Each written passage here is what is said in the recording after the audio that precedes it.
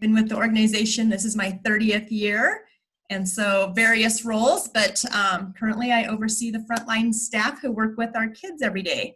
Our organization was originally part of the Boys Clubs of America, but when they went co-ed, we withdrew, and we have remained boys since 1963. So our city is lucky enough to also have a Girls Inc., which I believe helps us remain separate, and boys can just focus on being boys and girls can focus on being girls.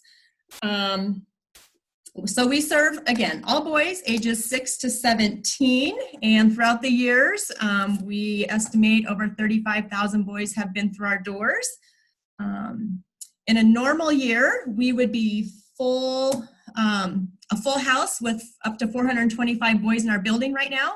However, due to the pandemic, we have 0. Our next target date is July 6th.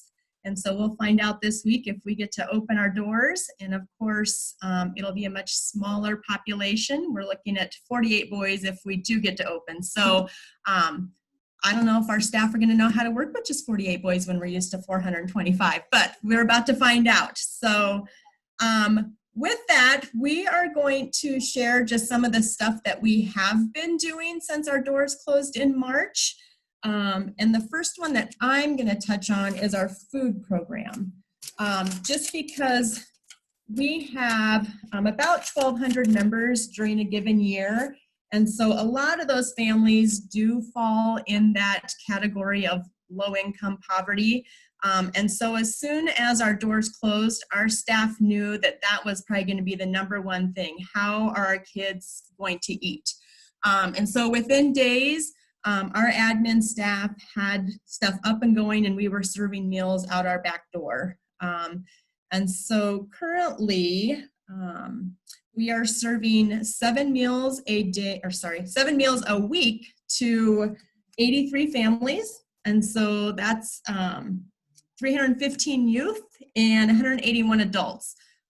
When we first started, it was just our members and the siblings, but through other grants that we've been able to obtain, we've been able to pay for adult meals too, because all of our hearts just dropped when we knew we were feeding kids and their parents were not going to be able to eat. So through grants and the National Summer Food Service Program, we've been able to feed our families. And so they are very grateful for that. A lot of the schools and other organizations were doing lunches. And so we focus on dinner. So the families either pick up their meals or they're delivered to them if they need them delivered. But there's 2 pickup days a week. And so on their pickup days, they get a hot meal, and then the rest that they can microwave or cook later on in the week. So, but they do get 7 dinners for the week. In addition to that, a lot of our families lost jobs or already didn't have jobs. And of course, when you have 9, 10, 13 people living in your home and they're now home all day long, we also knew that they needed other stuff like toilet paper. Well, now that you can get toilet paper, cleaning supplies, that kind of stuff. So we were giving out $100 gift cards to our families to help buy supplies like that. And we are now on our second round of giving those out as well. And some of that we just budgeted for. We always know our year, and so it was already in our budget to be able to do that. So I guess that's it on the food program, unless there's questions later on, but I will pass it on. Let's see, I think Stephen, where are you going next? Phil's going to go ahead and discuss the Zoom chats. We want to talk about our socialization with our boys during this time. So, Phil? All right. Well, hi, my name is Phil. I'm heading 25 years working at the club here. So Zoom with Phil and Clay. Clay is another coworker we all work with, friend of mine. So we decided to use the Zoom app to try to engage with our boys, with the distance that's in place, trying to keep building those relationships and touch base with them and just have chats and talk. So we set up to do it Wednesdays and Thursdays for about a half an hour. We actually go the full 40 minutes, but we advertise for 30. And just a time to hang out and chat with the boys that show up, Clay and myself.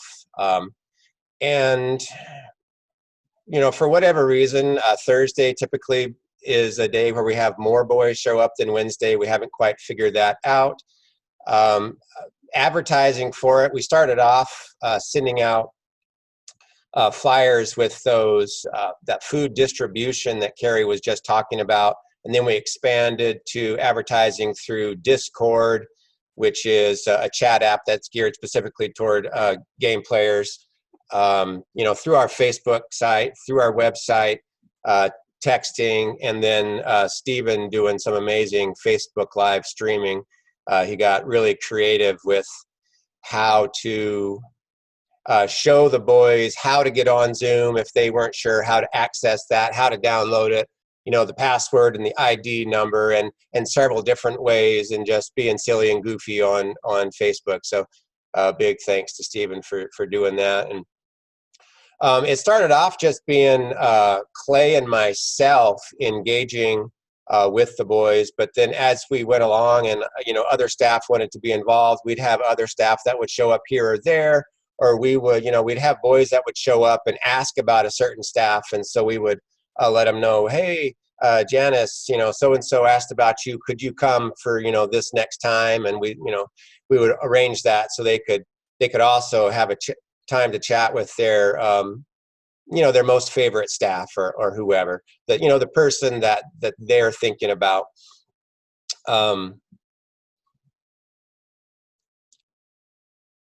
Yeah, so, you know, some other ways to try to get them in. We had a couple times where we did some $10 drawings and just had some little games, you know, those who showed up. We had reached out to a couple of different former staff members and invited them to come on as special guests, and, you know, just to participate, see how they're doing, talk to the boys. And yeah, so that was pretty much our Zoom with Phil and Clay, where Clay and I are still doing it. Steven's still doing it. It's still in place now. Planning on doing it again Wednesday and Thursday of each week. If we are able to open in July, we will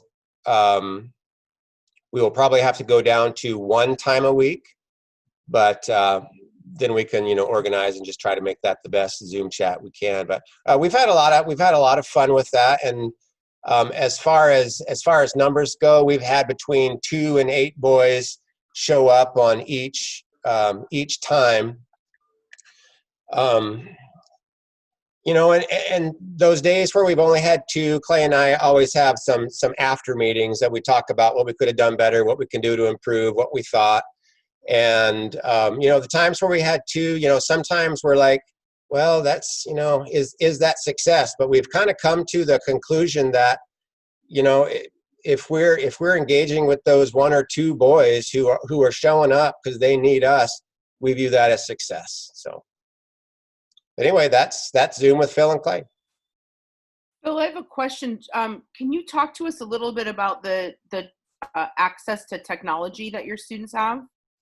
So in our school district, they did provide laptops to all students who didn't have access to that. And then we had 2 companies in town that provided free internet access to student and their families who didn't have that or couldn't pay for that. So so the Zoom chats just fit right in with, you know, everybody, as long as they took advantage, had that opportunity. And then just to sort of expand on that, one of the things that I'm most impressed about with your program are your community partnerships. So when you say that you had people that helped support getting internet, et cetera, can you talk a little bit more about that? Well, that was more like the big companies, like Mid-Continent Communications, which is a big internet company in town and phone company, and Vast Communications. And I honestly don't know. I guess just the whole global part of this really prompted them to want to focus in on helping the local students. And I'm sure they didn't do it just for our area. And they were super good to you. I had some staff members when we closed that didn't have internet access, and I wasn't sure how they were going to do trainings at home, and they provided it for our staff members as well. That's amazing. If we have time after Stephen, if there's enough time, I would love for you all to expand a little bit more about your partnerships with some of the prisons and your thrift store, and sort of a more expansive view of your program. Thank you, Phil. Thank you, Carri. Stephen, you are up. Yeah. All right, so my name is Stephen Tafoya, and I am the director of the Older Boys program. I have been here for 2 years, not quite 25 and 30 like my coworkers are all bragging about over there, those lifers. No, before that, when I first started, I was the director of education here in the library at the Club for Boys. I came from libraries, worked in public libraries for 6 years, did makerspace programming, coding in those aspects. And so that's kind of a lot of what I bring to the Club for Boys, is that tech aspect. And that's what I want to talk about today, is a little bit of the technology that we use as ways to engage our boys. And kind of what I want to do is piggyback off of what Phil said. You know, during this time, I think what we've all seen is that, you know, the shelter at home order, the closures and everything, this was a hard thing for a lot of people, not just us as staff, but our families as well.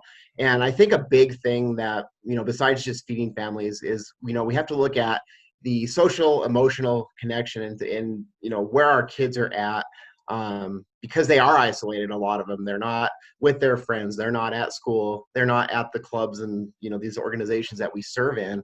And so the Zoom chats that we do on Wednesdays and Thursdays were just amazing, because it was so cool to actually see their faces, and I think they were pretty excited to see our faces, you know. It was such a cool thing to kind of join in on, and I think what Phil and Clay did and started with that is amazing. So if you guys can do anything, if you're still, you know, not open, I would recommend using a tool like we're using today, Zoom, or any other video messaging thing where you can actually chat with your kids. You know, obviously you got to follow your own procedures and guidelines for how you communicate with your members and whatever, but it's such a great tool just to reach out to them and let you know that we're there for you, that we're there for them, and that we're connecting with them. If there's anything after we talk about that's tech related that you have further questions or want details, I'm also making myself available to kind of give more detailed information afterwards. So you'll be able to reach out, and I can either give you the answers myself or connect you with the people here at the club too.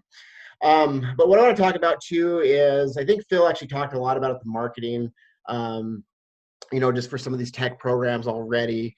But what I want to talk about is some of the other ways we try to connect with our boys.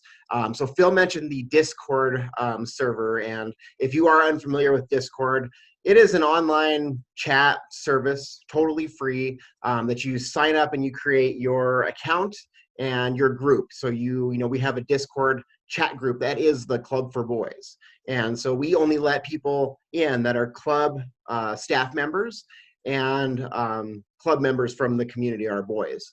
And so the whole idea here was to kind of meet the kids where they're at with technology, online chatting, this and that.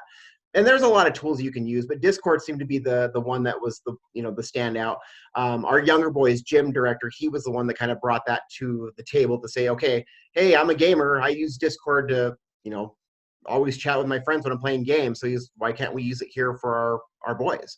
And so he took the initiative to kind of go in there and set it up for us. You know, he set up all the cuss word filters and this and that. And then within Discord, there are actually themed rooms. So it's not just one big chat, but it's individual rooms. So we have it by age group and, you know, by interests. And I think the thing that we've seen mostly is that one, it's a good platform for us to kind of advertise when we have our events, or if we're feeding families, or, you know, our Zoom chats coming up. But really what I think the best thing I've seen from it is that it's gave the boys maybe a way to kind of still be themselves in the digital realm. I'm sure they all text each other, like the older boys and in general that are on there. They probably text each other anyway, but this is kind of a fun, almost like pseudo club. It's never replaces the real thing. but they get to be silly. They're posting memes and stupid things like left and right, and it's just like this nonstop barrage of just their thoughts and things that they're looking at on the internet. And occasionally it's a good time for us to interact with them, but from what my experience has been is that some of them want to chat, and some of them will just kind of give you a curt reply and just say, "Yep, how you doing?" And they're just like, "I'm good." They don't want to say anything else. So, but it's a good tool to use and to connect with boys on that level, because it is likely a tool that they're already using, especially if kids are gamers. So you should look into Discord if that's another tool or resource that you would want to use. Another one that we thought would go a lot better than it did was Minecraft. And so Minecraft, that widely popular block building game, I always talk about it like digital Legos. That's what it is. It's digital Legos, because you have all these blocks that you can just create whatever you want. And so what we did is we created a server where we could actually have the boys come in and play with us and engage and create things. And so from the get-go, Travis, who I mentioned earlier, what he did is he also took the initiative to kind of go in there, and he actually recreated the Club for Boys building within our server. So it's kind of a cool way for the boys to still come in virtually to kind of hang out at the club. And I think we thought that we would have a lot more engagement with that program, and what we saw is we didn't have as much there. And the only thing I can think that we've attributed it to is, we did this during the school year, and I'm sure kids were still, doing their homework, getting things done. When we chat with them on Zoom or on Discord, they were busy for the most part of the day throughout the day, and they weren't looking for anything else, or they were probably looking to disconnect from the screen. Or maybe Minecraft just isn't cool and we don't know it. I don't know. But anyway, we thought it would be a lot better. But the point is we're trying out different things. And I think that's one of the things that's worth pointing out, is looking at different technologies and ways to connect and giving it a try, because you never know what's going to work in your community. And so we kind of looked at it as a way to maybe play games with them. We just didn't have that growth and engagement. So that was another tool that we used. One more I want to talk on is that we had another program called, it was like this NBA 2K basketball tournament. And so right around the time that we closed in March here at the club, we actually had basketball leagues going on with the boys. And we had, several different teams of the boys that were competing. And it's a big thing that happens here every year. They go all out in our gym, and they practice, they have coaches, and then they have a final tournament. Problem was the timing of the pandemic really kind of put a halt to that. And so we had a couple of our staff who work closely with the athletics department. They decided to kind of take it upon themselves to finish out the season virtually. And so there's a game called NBA 2K. And so what they did is they took the time, and I'm talking hours, to basically recreate the leagues in a video game with their names of the students, and they put them on their team names, and they even try to kind of modify the player to look like these kids. And so that was kind of a really cool thing. And so one thing I just want to kind of share real quick is we had one of the coaches who is also a parent. He gave feedback about this, because we weren't really sure what people would think about this virtual basketball league that was supposed to be theirs physically. Was it going to be cool? Was it not? And in the end, I'm going to read this. It's a little, well, just bear with me. I'll kind of see what it says. So the gentleman said, he goes, "I was worried after the cancellation of the season that the kids would have to miss out the rest of the season, just as all of them had to miss out on the rest of the school year and everything else because of the pandemic. But as I expected, because this man, he knows us, he's been working with us for several years, I expected Nick and Colton, the staff members who put this together, they came through in the clutch for these boys. I don't know if people have ever had to create a player in a video game before, but it takes a lot of time and effort. Just putting the whole league together is crazy." So basically, he said, I tuned into every game, and so did my boys. My son, who was part of the league, watched also. Even though it was a digital version of himself, it gave him so much confidence that he started to go out and play more ball on his own. This is important to me because as his parent and coach, I've discussed with him on multiple occasions with the guys there, and we all agreed that if he ever took up an actual interest in the game, like playing basketball a little bit more professionally, as opposed to just playing it for fun, he'd be unstoppable. And now going into 8th grade, he might just be. It's crazy that something like watching himself on a game could spark a real life flame. I credit all that to the amazing staff at the club.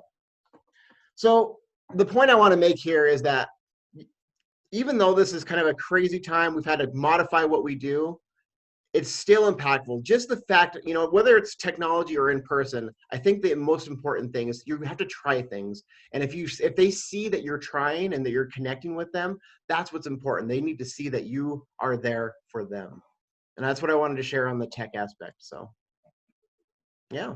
So I'm going to turn it back over to Carri. Carri's going to wrap up with just a couple more things that we have done with the kiddos. Yeah, so a few other things, because we know not everyone is into technology. You know, we have 6 and 7-year-olds that might not be into that all day, or their parents don't want them on it all day. So we have a couple staff that have been doing snail mail, and they just got a bunch of blank note cards and wrote little notes to kids and mailed them off.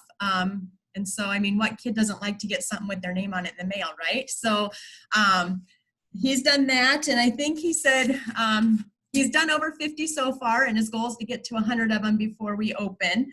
And another one is texting. And so our phones are done through Ring Central, which I think is a national company, but through that, our staff can text boys under our club number from their own phone or a computer. And I know if Phil wants to touch on this here in a minute, they have texted, gosh, over 70 families just to say, hey, how's it going? You know, some say fine, and that's it. And then others have boys that want to chat with our staff. So that has probably been really successful with the texting. And Phil, do you want to touch on that since you're part of doing that? Yeah, sure. So Ring Central is a digital phone line company. And so through that, we had the ability to set up their app on our at-home laptops and our personal phones and contact the parents and boys, but it shows our work numbers as the callback number. So, you know, for me, I really liked that feeling that I could make myself available to the boys at all times through that, but also, you know, just protect my personal privacy as far as my personal number. So I like that aspect. But yeah, so myself, I would reach out to the parents, let them know that we're thinking about, you know, the kid.